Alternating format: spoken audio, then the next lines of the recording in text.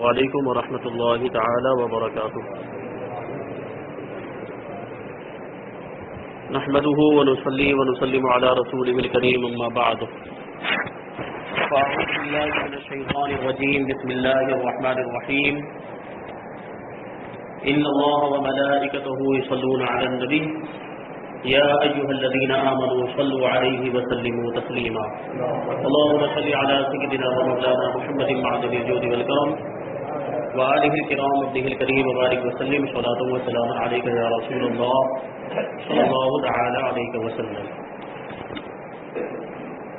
عزیزان ملت اسلامیہ، معزز سامعین کرام، گزشتہ جمعرات کو ہم نے بسم اللہ الرحمن الرحیم اور سورہ فاتحہ کی پہلی آیت یعنی الحمدللہ رب العالمین کی تفسیر سماعت کی. ان دونوں کا ترجمہ میں دوبارہ دہرا دیتا ہوں تاکہ کڑی سے کڑی مل جائے اور مفہوم کو سمجھنے میں آسانی ہو. بسم اللہ الرحمن الرحیم کا ترجمہ ہوتا ہے اللہ کے نام سے شروع جو نہایت مہربان رحمت فرمانے والا ہے. الحمدللہ رب العالمین کا مطلب ہوتا ہے تمام تعریفیں اس اللہ کے لیے ہے جو سارے جہان والوں کا رب ہے، سارے جہان والوں کا پالنے والا ہے. اس کے بعد اللہ تبارک و تعالیٰ ارشاد فرماتا ہے الرحمن الرحیم. الرحمن الرحیم، رحمان کا معنی بہت مہربان اور رحیم کا معنی ہوتا ہے رحمت والا، رحم فرمانے والا.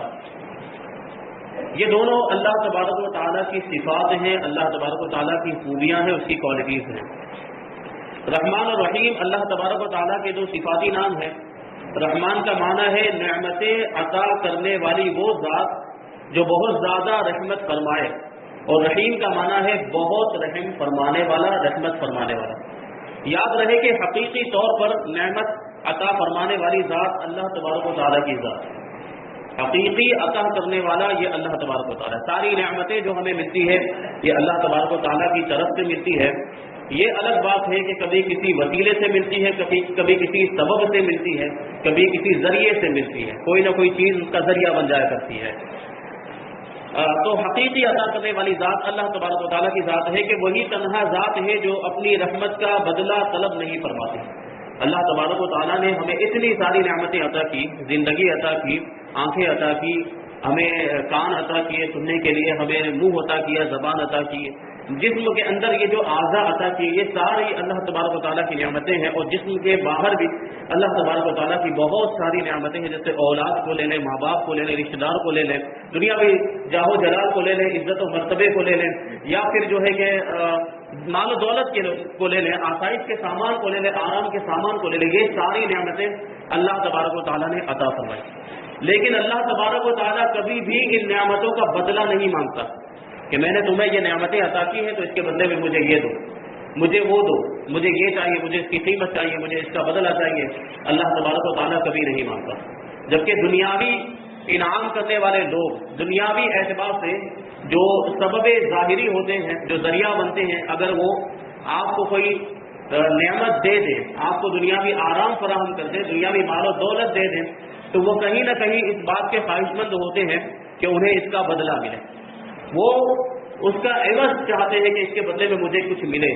مال و دولت نہیں صحیح تو وہ کم سے کم یہ تو خواہش رکھتے ہیں کہ جس کو میں نے یہ دیا ہے وہ میرا ادب کرے، میرا احترام کرے اور میرے احسان کا اسے احساس ہو. یہ بات جو ہے کہ دنیاوی عطا کرنے والوں کے اندر ہوتی ہے.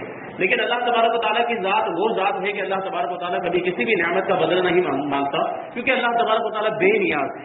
اللہ کو کسی چیز کی حاجت نہیں. ساری مخلوقات اللہ تبارک و تعالیٰ کی محتاج ہے، لیکن اللہ کسی کا محتاج نہیں ہے. اللہ تبارک و تعالیٰ کسی کا محتاج نہیں. تو وہ بدلہ اللہ تبارک و تعالیٰ اگر مانگے بھی، اللہ تبارک و تعالیٰ لے بھی، تو اللہ تبارک و تعالیٰ کو اس کی حاجت نہیں، کیونکہ اللہ تبارک و تعالیٰ کو ساری نعمتیں عطا کرنے والا ہے اور اس کے پاس خود بخود ساری نعمتیں موجود ہیں. تو اسے کسی کے پاس سے کسی نعمت کا بدلہ لینے کی حاجت بالکل بھی نہیں ہے. تو یہ واحد اللہ تبارک و تعالیٰ کی ایک ذات ہے کہ اتنی ساری نعمتیں جو ہمیں ساری دنیا کی نعمتیں ملی ہیں اللہ نے عطا کی، لیکن اس کے باوجود وہ کسی بھی نعمت کا بدلہ نہیں مانگتا. ہر چھوٹی بڑی ظاہری باطنی جسمانی روحانی دنیاوی اور اخروی نعمت اللہ تبارک و تعالیٰ ہی عطا فرماتا ہے. اور دنیا میں جس شخص تک جو نعمت پہنچتی ہے وہ اللہ تبارک و تعالیٰ کی رحمت ہی سے پہنچتی ہے. کیونکہ کسی کے دل میں رحم کا جذبہ پیدا کرنا، رحم کرنے پر قدرت دینا، نعمت کو وجود میں لانا، دوسرے کا اس نعمت سے فائدہ اٹھانا اور فائدہ اٹھانے کے لیے اعضاء کی سلامتی عطا کرنا، یہ سب اللہ تبارک و تعالیٰ کی طرف ہی سے ہے. اگر ہم کسی کو کچھ دیتے بھی ہیں تو ہم سبب بنتے ہیں، ہم وسیلہ بنتے ہیں. حقیقت میں دینے والا تو اللہ ہے. اگر ہم کسی کو مثال کے طور پر 10,000 روپے دے دیں تو اس کا مطلب یہ نہیں ہوا کہ ہم نے دیے. تو ہمیں کس نے دیے؟ ہمیں اللہ تبارک و تعالیٰ نے دیے، یا ہم نے کسی اور سے لیے تو اس کو اللہ تبارک و تعالیٰ نے دیے. یہ سلسلہ چلتا رہے گا.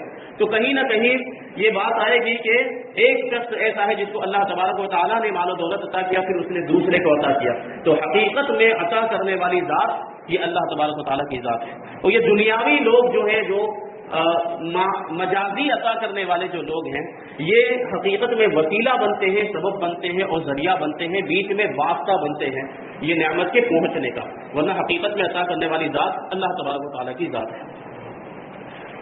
ابو عبداللہ محمد بن احمد قرطبی فرماتے ہیں اللہ تعالیٰ نے رب العالمین کے بعد اپنے دو اوصاف، یعنی دو خوبیاں، دو صفتیں، دو کوالٹی اللہ تبارک و تعالیٰ نے اپنی، یعنی رحمان اور رحیم، یہ بیان فرمائے.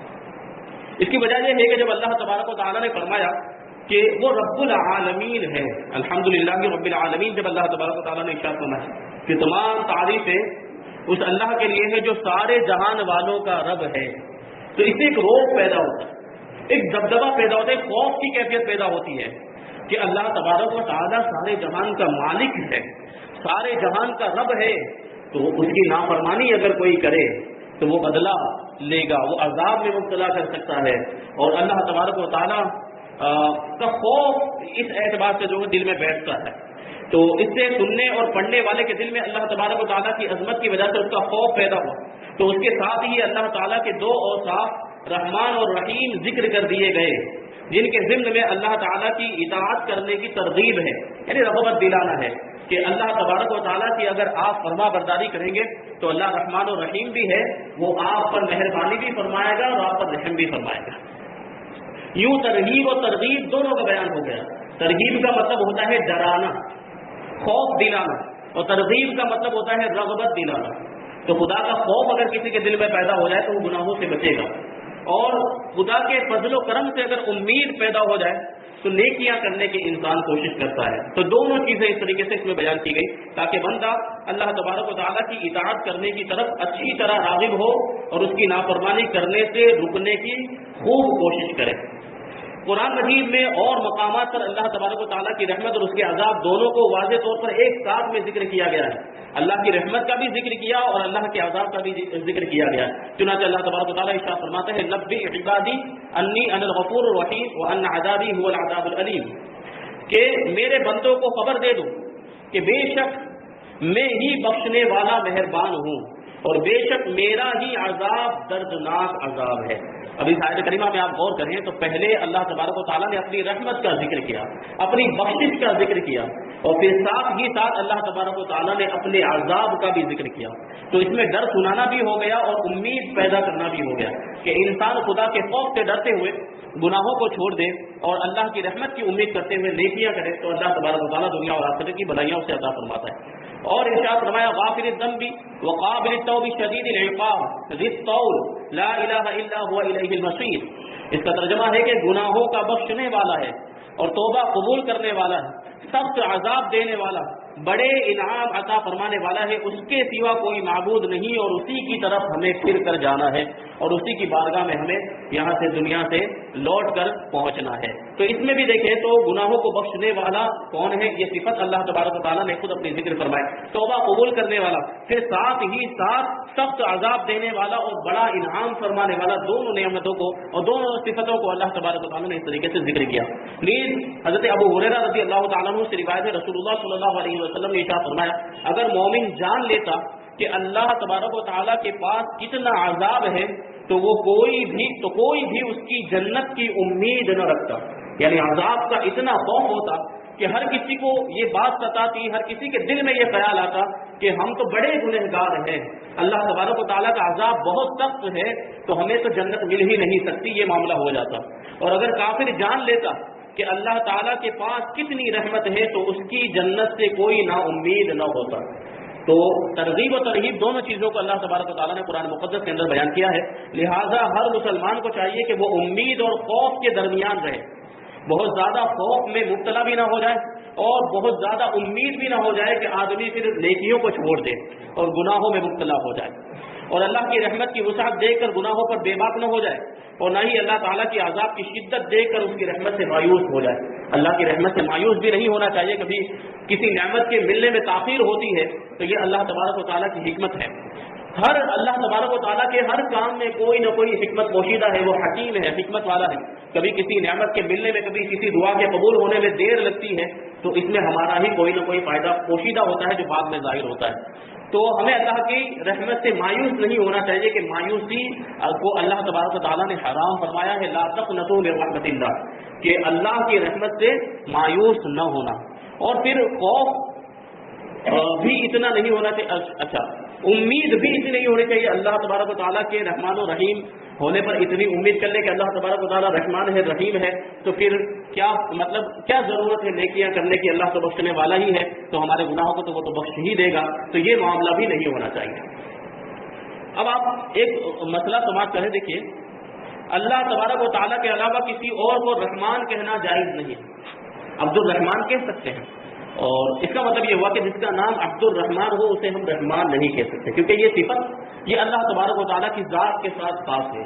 کسی انسان کو عبد الرحمان تو کہا جا سکتا ہے لیکن صرف رحمان نہیں کہا جا سکتا۔ اسی طریقے سے اللہ تبارک و تعالیٰ کے دیگر کچھ صفاتی نام ہے جو خود اس کی ذات کے ساتھ ہی خاص ہے، جو اللہ تبارک و تعالیٰ کو تو ان ناموں سے پکارا جا سکتا ہے لیکن کسی مخلوق کو، کسی انسان کو ان ناموں سے پکارا نہیں جا سکتا، جیسے کہ غفور ہے، جیسے کہ قیوم ہے۔ اس طرح کے جو نام ہے وہ اللہ تبارک و تعالیٰ کی ذات کے ساتھ خاص ہے، جبکہ انسان کو رحیم کہا جا سکتا ہے۔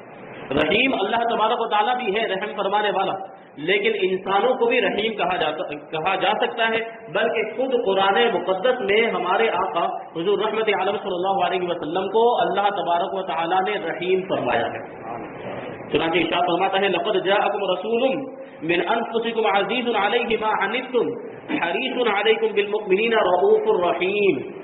یہ ہمارے آقا کے بارے میں اللہ تبارک و تعالیٰ نے ارشاد فرمایا، اس کا ترجمہ ہوتا ہے کہ بے شک تمہارے پاس تم میں سے وہ عظیم رسول تشریف لے آئے جن پر تمہارا مشقت میں پڑنا بہت بھاری گزرتا ہے، کہ اگر ہمیں کوئی تکلیف پہنچے، یعنی حضور کی امت، ہم حضور کی امت میں ہیں، اگر ہمیں تکلیف پہنچے تو اس کا احساس ہمارے آقا کو ہوتا ہے۔ اور آپ ہمارے حضور رحمت عالم صلی اللہ علیہ وسلم کی پوری زندگی کا آپ جائزہ لیں تو پیدا ہونے سے لے کر ظاہری طور پر دنیا سے تشریف لے جانے تک ہمیشہ ہر وقت امت کو یاد کرتے رہے، ہمیشہ ہر وقت امت کے لیے دعائیں کرتے رہے، ان کے لیے مغفرت طلب کرتے رہے، بخشش طلب کرتے رہے۔ بتائیے ان سے بڑا مہربان ہمارے لیے کون ہو سکتا ہے، ان سے بڑا محسن احسان فرمانے والا ہمارے لیے کون ہو سکتا ہے۔ تو پوری زندگی جب ہمارے آقا نے ہمیں یاد رکھا تو ہمیں بھی اپنے آقا کو کثرت کے ساتھ یاد کرتے رہنا چاہیے، اور یاد کرنے کا سب سے بہترین طریقہ درود شریف ہے۔ حضور صلی اللہ علیہ وسلم پہ کثرت کے ساتھ درود پڑھتے رہیں کہ درود شریف یہ محبت کی علامت ہے، تو جو جتنا کثرت کے ساتھ درود شریف پڑھے گا اس کا مطلب یہ ہے کہ وہ اتنی ہی زیادہ آقا سے محبت کرتا ہے، یا اس کا برعکس سے لے لیں جو جتنی زیادہ آقا سے محبت کرتا ہے اسے اتنی ہی زیادہ مقدار میں درود شریف پڑھنا چاہیے۔ تو تمہارا مشقت میں پڑھنا ان پر بڑا بھاری گزرتا ہے، وہ تمہاری بھلائی کے نہایت چاہنے والے ہیں، یعنی امت کی بھلائی چاہنے والے ہیں، مسلمانوں پر بہت مہربان ہے اور رحمت فرمانے والے ہیں۔ یہ صفات ہمارے آقا حضور رحمت عالم صلی اللہ علیہ وسلم کی بیان کی گئی، تو اس کا مطلب یہ ہے کہ رحیم یہ کسی انسان کو کہا جا سکتا ہے۔ البتہ عبد الرحیم عام طور پر نام رکھے جاتے ہیں تو عبد الرحیم بھی کہہ سکتے ہیں، لیکن جو نام رکھا ہو اسی نام سے پکارنا چاہیے، ناموں کو بگاڑنا بھی نہیں چاہیے۔ آگے اللہ تبارک و تعالیٰ ارشاد فرماتا ہے مالک یوم الدین، جزا کے دن کا مالک۔ دو صفتیں بیان کی کہ جو مہربان ہے اور رحمت فرمانے والا ہے، اور پھر آگے ایک اور صفت اللہ تبارک و تعالیٰ اپنی بیان کر رہا ہے کہ روزے جزا کا مالک ہے۔ جزا مطلب بدلہ ہوتا ہے، جس دن سارے انسانوں کو ان کے اعمال کا بدلہ دیا جائے گا وہ کون سا دن ہے؟ وہ قیامت کا دن ہے۔ وہ کون سا دن ہے؟ قیامت کا دن ہے. تو اس دن کا مالک اللہ تبارک و تعالی ہے. تو اس کا تو یہ مطلب تو نہیں ہے کہ صرف اسی دن کا مالک دوسرے دنوں کا مالک نہیں، بلکہ اللہ تبارک و تعالیٰ سارے دنوں کا مالک، ساری چیزوں کا مالک، ساری مخلوقات کا مالک، یہاں تک کہ ہمارا جو جسم ہے اس کا بھی مالک اللہ تبارک و تعالیٰ ہے. یہ ہماری ملکیت میں نہیں ہے. ایک مسئلہ یہاں پر یاد آ گیا بتا دوں کہ یہ جو ہمارا جسم ہے، ہمارے اعضاء ہیں، جو باڈی پارٹس ہیں، یہ ہماری ملکیت نہیں ہے، یہ اللہ تبارک و تعالیٰ کی ملکیت ہے. اسی وجہ سے مسئلہ یہ بیان کیا جاتا ہے کہ ہم اپنے اعضاء کو ڈونیٹ نہیں کر سکتے.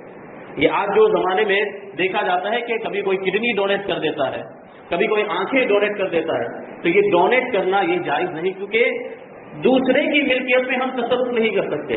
دنیاوی اعتبار سے اگر آپ دیکھ لیں کسی کا مال یہاں پر رکھا ہوا ہے تو آپ اس مال کو لے نہیں سکتے، اس میں کوئی رد و بدل نہیں کر سکتے، اس میں کوئی تبدیلی نہیں کر سکتے، اسے بیچ نہیں سکتے، اس میں کسی بھی طرح کا کوئی بھی استعمال نہیں کر سکتے کسی دوسرے کے مال میں، کیونکہ وہ آپ کی ملکیت نہیں ہے، وہ دوسرے کی ملکیت ہے. دوسرے کی ملکیت کو استعمال کرنے کی آپ کو اجازت نہیں. تو اسی طریقے سے ہمارا یہ جو جسم ہے یہ اللہ تبارک و تعالیٰ کی ملکیت ہے، تو ہمیں اس میں تصرف کرنے کی کوئی اجازت نہیں ہے. ہم اسے بیچ نہیں سکتے، ہم اپنے اعضاء کو بیچ نہیں سکتے، ہم اپنے اعضاء کو ڈونیٹ نہیں کر سکتے، ہبا بھی نہیں کر سکتے. ڈونیٹ کرنے کا مطلب ہوا ہبا کرنا، بغیر عوض کے دے دینا یا عوض کے بدلے میں دینا. کتنی بیچی بھی جاتی ہے، کبھی ایسا ہوتا ہے. تو یہ بیچنا بھی جائز نہیں ہے اور ڈونیٹ کرنا بھی جائز نہیں ہے. تو اللہ تبارک و تعالیٰ روز جزا کا مالک بلکہ ساری چیزوں کا مالک ہے، ساری مخلوقات کا مالک ہے. مراد یہاں پہ روز جزا سے قیامت کا دن ہے کہ اس دن نیک اعمال کرنے والے مسلمانوں کو ثواب ملے گا اور گناہ گاروں اور کافروں کو سزا ملے گی. جبکہ مالک اسے کہتے ہیں جو اپنی ملکیت میں موجود چیزوں میں جیسے چاہے تصرف کرے. ہماری ملکیت میں اگر کوئی چیز ہو تو ہم اسے جیسے چاہے استعمال کر سکتے ہیں، اسے خرید، اسے بیچ سکتے ہیں، اس میں کچھ بھی رد و بدل کر سکتے ہیں، اسے استعمال کر سکتے ہیں. ہماری ملکیت میں اگر کوئی چیز ہو، جیسے میرے پاس یہ رومال ہے تو میں اسے استعمال کر سکتا ہوں، یہ میری ملکیت میں، میں اسے چاہوں تو بیچ دوں، میں اسے چاہوں تو پھاڑ دوں، میں کچھ بھی کر سکتا ہوں کیونکہ یہ میری ملکیت میں ہے، میں اس کا مالک ہوں. تو اللہ تبارک و تعالیٰ مالک ہے، وہ اپنی ملکیت کی چیزوں میں جو چاہے تصرف کر سکتا ہے. تو ہم یہ اللہ تبارک و تعالیٰ کے مملوک ہیں، ہم اللہ تبارک و تعالیٰ کی ملکیت میں ہیں. اگر خدا نخواستہ ہم پر کوئی مصیبت بھی آ جاتی ہے، خدا نخواستہ کسی پریشانی میں ہم مبتلا ہو جاتے ہیں، تو اللہ تبارک و تعالیٰ کو اس کا اختیار ہے کہ وہ ہمیں مصیبت میں مبتلا کر دے، کیونکہ ہم اس کی ملکیت میں ہیں. اللہ تبارک و تعالیٰ ہمیں ہمارے ذات میں جس طرح چاہے وہ تصرف کر سکتا ہے. چاہے تو ہمیں وفات دے دے، چاہے تو ہمیں ہلاک کر دے، چاہے تو کسی حادثے میں ہم مر جائیں، چاہے تو کسی ایکسیڈنٹ میں ہمیں مر جائے. تو یہ اللہ تبارک و تعالیٰ کی طرف سے کوئی ناانصافی نہیں ہوتی، بلکہ ہم خدا کی ملکیت ہے تو وہ جو چاہے کر سکتا ہے، اس کی مرضی ہے اللہ تبارک و تعالیٰ کا. لیکن یہ بے پناہ فضل و احسان ہے کہ اس کے باوجود اللہ تبارک و تعالیٰ ہمیں اس طرح کی مصیبتوں میں مبتلا نہیں کرتا. بہت کم ایسا ہوتا ہے. اللہ تبارک و تعالیٰ ہمیں حادثاتی موت سے محفوظ رکھے. تو دیکھیں مالک اسے کہتے ہیں جو اپنی ملکیت میں موجود چیزوں میں جیسے چاہے تصرف کرے، اس کو جیسا چاہے استعمال کرے. اللہ تعالیٰ اگرچہ دنیا اور آخرت دونوں کا مالک ہے، لیکن یہاں قیامت کے دن کو بطور خاص اس لیے ذکر کیا تاکہ اس دن کی اہمیت دل میں بیٹھے کہ یہ دن کیسا عظیم ہوگا کہ اس دن ہمیں اپنے اعمال کا حساب و کتاب دینا ہے، اور اس دن مسلمانوں کو ثواب دیا جائے گا، ان کے نیک اعمال ہوگا، اور کافروں کو اور نافرمان جو گنہگار ہوں گے ان کو سزا دی جائے گی، ان کو عذاب میں مبتلا کیا جائے گا. تو اس کی اہمیت کو اجاگر کرنے کے لیے کہ کیسا عظیم دن ہے اس کو یاد کرے، پہلے ہی سورت کے اندر اس کا ذکر کیا ہے اللہ تبارک و تعالیٰ نے، تاکہ مسلمانوں کے ذہن میں اس دن کا تصور آئے. نیز دنیا کے مقابلے میں آخرت میں اللہ تعالیٰ کے مالک ہونے کا ظہور زیادہ ہوگا، کیونکہ اس دن کسی کے پاس ظاہری سلطنت بھی نہ ہوگی جو اللہ تعالیٰ نے دنیا میں لوگوں کو عطا فرمائی تھی. اس لیے یہاں خاص طور پر قیامت کے دن کی ملکیت کا ذکر کیا گیا. دنیا میں تو اللہ تبارک و تعالیٰ نے ظاہری طور پر بہت سے لوگوں کو سلطنت عطا کی، بڑے بڑے بادشاہ گزرے ہیں دنیا میں، تو آپ نے دیکھے ہوں گے، اور بڑی بڑی حکومت کرنے والے لوگ، اور آج بھی بہت سے بڑے بڑے اسٹیٹ موجود ہیں جن کو دنیا کے اعتبار سے مال و دولت خوب عطا کیا گیا، جو اپنے بڑے بہت سینکڑوں کی تعداد میں نوکر چاکر رکھتے ہیں، اور سینکڑوں کی تعداد میں ان کے پاس گاڑیاں ہوتی ہیں، بنگلے ہوتے ہیں. اس طرح کی نعمتیں تو دنیا میں موجود ہوتی ہیں، تو ان کو اس پر فخر ہوتا ہے. وہ کہتے ہیں کہ ہمارے پاس بھی بہت ساری چیزیں، ہماری ملکیت میں بھی بہت سی چیزیں. لیکن قیامت کا دن ایسا ہوگا کہ جب کسی کے پلے کچھ بھی نہیں ہوگا، کسی کی ملکیت میں کچھ بھی نہیں ہوگا. اس دن اگر किसी की हुकूमत होगी तो वो अल्लाह तबारक व तआला की हुकूमत होगी। उस दिन अगर किसी की सल्तनत होगी तो अल्लाह तबारक व तआला की सल्तनत होगी। उस दिन अगर किसी का इख्तियार होगा तो वो अल्लाह तबारक व तआला का इख्तियार होगा।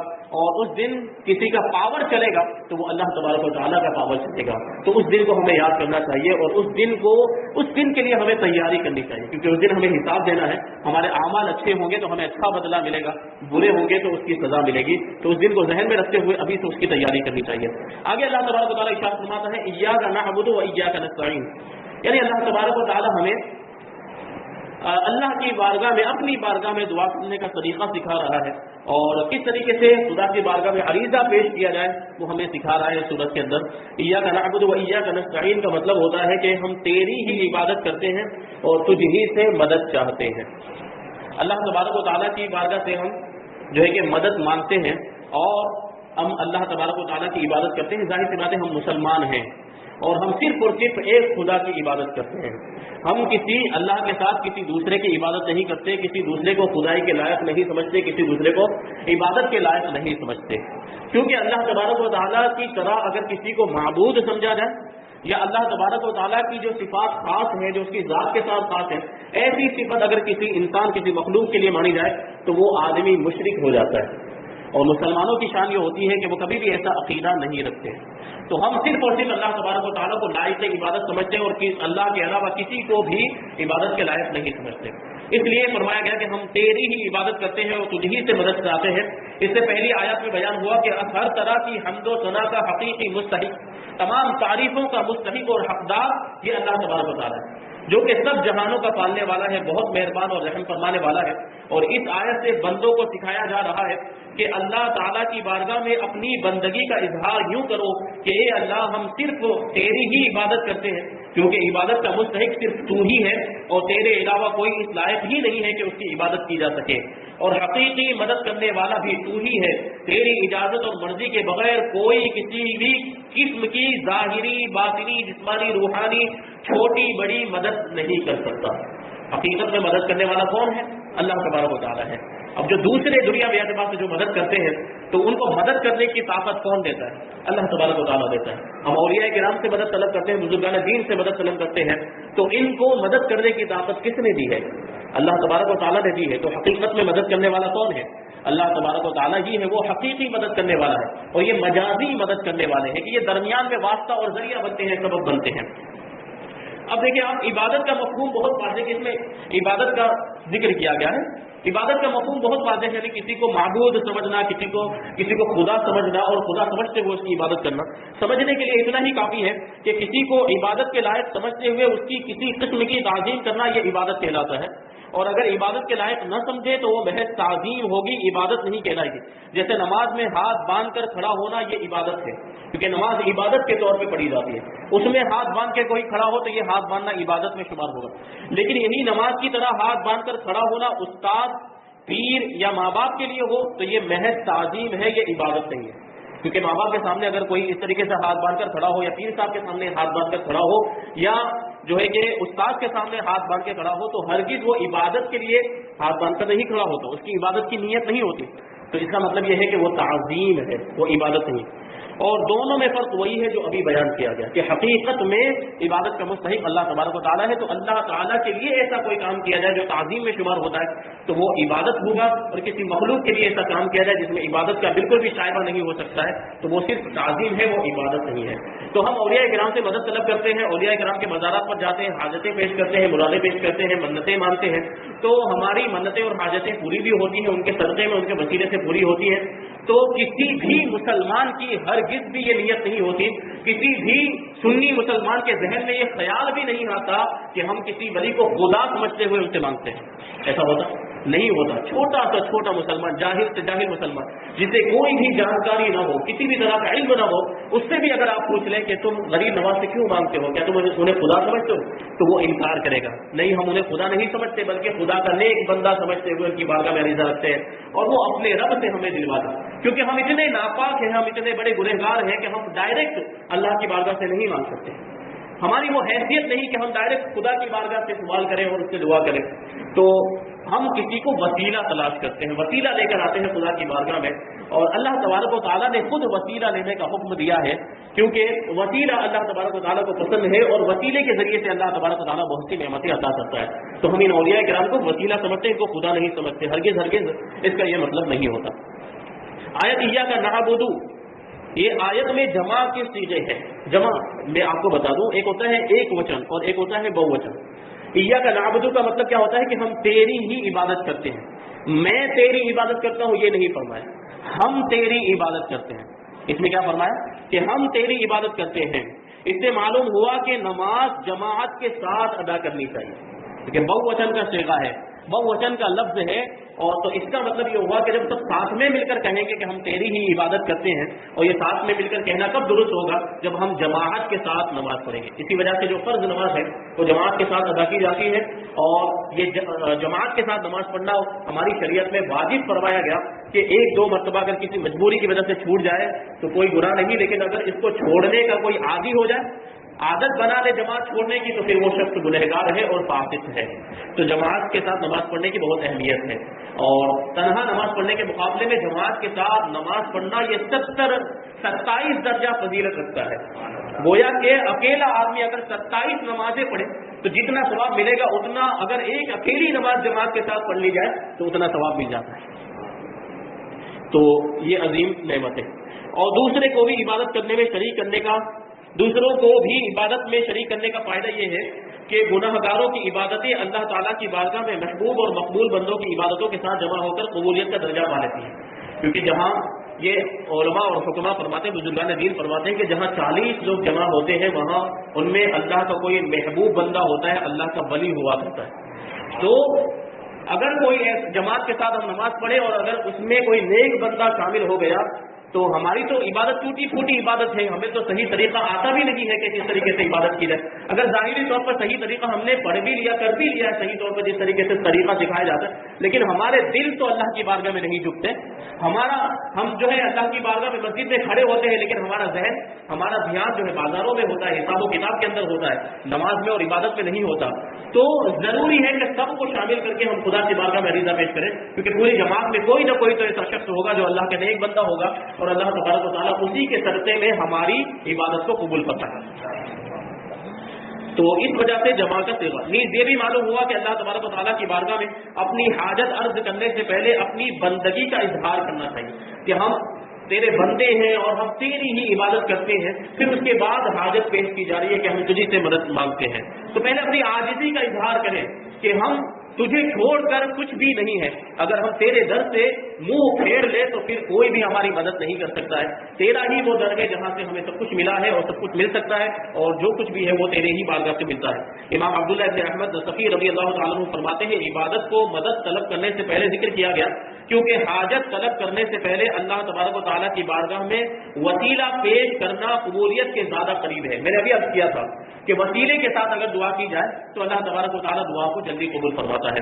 ہر مسلمان کو چاہیے کہ وہ اللہ تبارک و تعالیٰ کی بارگاہ میں کسی کا وسیلہ پیش کر کے اپنی حاجات کے لیے دعا کیا کرے تاکہ اس وسیلے کے صدقے دعا جلد مقبول ہو جائے. اور اللہ تبارک و تعالیٰ کی بارگاہ میں وسیلہ پیش کرنا قرآن و حدیث سے ثابت ہے. چنانچہ وسیلے کے بارے میں اللہ تبارک و تعالیٰ نے متعدد مقامات پر ارشاد فرمایا. یہ بد مذہب جو ہے، یہ کچھ لوگ ہیں احمق بے وقوف قسم کے لوگ جو وسیلے کا انکار کرتے ہیں کہ ڈائریکٹ خدا سے مانگنا چاہیے، اولیاء کرام سے نہیں مانگنا چاہیے، بزرگان دین سے نہیں مانگنا چاہیے، انبیاء کرام صحابہ کرام سے نہیں مانگنا چاہیے. یہ شرک ہو جاتا ہے معاذ اللہ. یہ لوگ کہتے ہیں یہ شرک نہیں ہے، کیونکہ شرک تو اس وقت ہوتا ہے جب ہم خدا سمجھ کے مانگتے ہیں. اور میں نے ابھی عرض کیا کہ چھوٹا چھوٹا جاہل سے جاہل مسلمان بھی ان بزرگان دین کو، اولیاء کرام کو خدا نہیں مانتا ہے، تو یہ شرک نہیں ہے.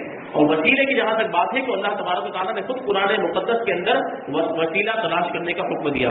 اللہ تبارک و تعالیٰ ارشاد فرماتا ہے یا ایھا الذین آمنوا اتقوا اللہ وابتغوا الیہ الوسیلہ، کہ اے ایمان والو اللہ سے ڈرو اور اس کی طرف وسیلہ ڈھونڈو، یعنی اس کی بارگاہ میں پہنچنے کے لیے وسیلہ تلاش کرو. اور سنن ابن ماجہ میں ہے کہ ایک نابینا صحابی، یعنی جن کی آنکھوں کی روشنی چلی گئی تھی، وہ اللہ کے رسول صلی اللہ علیہ وسلم کی بارگاہ میں حاضر ہو کر دعا کے طالب ہوئے کہ آپ میرے لیے دعا فرمائیں. تو آپ صلی اللہ علیہ وسلم نے انہیں اس طرح دعا مانگنے کا طریقہ سکھایا. یہ الفاظ سکھائے. اللہم انی اسألک واتوجہ الیک بمحمد نبی الرحمہ یا محمد انی قد توجہت بک الی ربی فی حاجتی ہذہ لتقضی اللہم فشفعہ فی. یہ دعا کے الفاظ اللہ کے رسول صلی اللہ علیہ وسلم نے وہ نابینا صحابی کو سکھائے. اس کا مطلب ہوتا ہے کہ اللہ میں تجھ سے سوال کرتا ہوں اور تیری طرف نبی رحمت حضرت محمد صلی اللہ علیہ وسلم کا وسیلہ لے کر متوجہ ہوتا ہوں. اے محمد صلی اللہ علیہ وسلم میں نے آپ کے وسیلے سے اپنے رب کی طرف اپنی اس حاجت میں توجہ کی تاکہ میری حاجت پوری کر دی جائے. اے اللہ بس تو میرے لیے حضور صلی اللہ علیہ وسلم کی شفاعت کو قبول فرما لے. تو دیکھیں اللہ تبارک و تعالیٰ نے خود وسیلہ ڈھونڈنے کا حکم دیا اور حدیث پاک سے بھی یہ بات ثابت ہوتی ہے جس میں اللہ کے رسول صلی اللہ علیہ وسلم نے ایسے الفاظ کے ذریعے سے تعلیم فرمائی دعا کہ جس میں وسیلے کا ذکر ہے اور خود اپنی ذات کے تعلق سے حضور نے ارشاد فرمایا کہ میرا وسیلہ لے کر اللہ کی بارگاہ میں دعا کرو. تو ظاہر سی بات ہے حضور کا وسیلہ اتنا بڑا وسیلہ ہے کہ اس سے بڑا پھر کوئی وسیلہ نہیں ہو سکتا ہے. تو اگر حضور کا وسیلہ لے کر دعا کی جائے تو یقیناً اللہ تبارک و تعالیٰ ہماری دعا کو قبول کرتا ہے, قبول فرماتا ہے. اور دیکھیے اب بظاہر کبھی کبھی ایسا ہوتا ہے کہ ہماری دعائیں قبول نہیں ہوتی, ہمیں ایسا لگتا ہے ہم نے دعا کی, ہمیں وہ دعا جو ہم نے مانگی ہے وہ دعا قبول نہیں ہوتی. تو ایسا نہیں ہے. دیکھیے اللہ تبارک و تعالیٰ نے خود قرآن مقدس کے اندر ارشاد فرمایا ہے کہ ادعونی استجب لکم, مجھ سے دعا کرو میں تمہاری دعا کو قبول کروں گا. تو کبھی کبھی ہمیں ایسا لگتا ہے کہ دعا قبول نہیں ہوئی تو کیا اللہ تبارک و تعالیٰ کا یہ فرمان جھوٹا ہو گیا؟ ہرگز نہیں ہو سکتا کہ اللہ تبارک و تعالیٰ نے فرمایا کہ میں تمہاری دعاؤں کو قبول کروں گا تو بظاہر ہمیں دعا کا نتیجہ ظاہر ہوتا ہوا نظر نہیں آتا. تو اس کا کیا مطلب ہوا؟ تو اس کا مطلب یہ ہے کہ کبھی کبھی اللہ تبارک و تعالیٰ اس دعا کا نتیجہ اور اس دعا کا فائدہ ہمیں دنیا ہی میں عطا کر دیتا ہے, اور کبھی کبھی ہماری وہ دعا ذخیرہ کر لی جاتی ہے, اس دعا کو آخرت کے لیے جمع کر کے رکھ دیا جاتا ہے, اور پھر اس دعا کو آخرت میں جب ہم پہنچیں گے قیامت کے دن تو ثواب کے طور پر وہ دعا ہمیں عطا کی جائے گی. اور دعا کرنے والے, دنیا میں دعا کرنے والے, ایسے دعا کرنے والے جن کی دعا بظاہر دنیا میں مقبول نہیں ہوئی ہوگی, وہ جب اپنی دعاؤں کو ثواب کے طور پر آخرت میں دیکھیں گے تو عرض کریں گے کہ کاش کہ دنیا میں ہماری کوئی دعا قبول ہی نہ ہوئی ہوتی. تو یہ عظیم ثواب ہمیں آخرت کا مل جاتا ہے. تو اللہ تبارک و تعالیٰ کی بارگاہ ایسی بارگاہ ہے کہ جہاں سے ساری حاجتیں طلب کی جا سکتی ہیں, اور اللہ تبارک و تعالیٰ کی بارگاہ میں وسیلہ پیش کرنے سے اللہ تبارک و تعالیٰ دعاؤں کو جلدی قبول فرماتا ہے اور ہماری حاجتوں کو جلدی پوری فرماتا ہے. تو اللہ تبارک و تعالیٰ کی بارگاہ میں دعائیں کرنی چاہیے, وسیلے پیش کرنے چاہیے. اللہ تبارک و تعالیٰ ہمیں اہل سنت و جماعت کے عقائد پر قائم رکھے, مطلب اعلیٰ حضرت پر قائم رکھے, اور ہمارے ایمان کی سلامتی عطا فرمائے اور ایمان پر ہمارا خاتمہ فرمائے.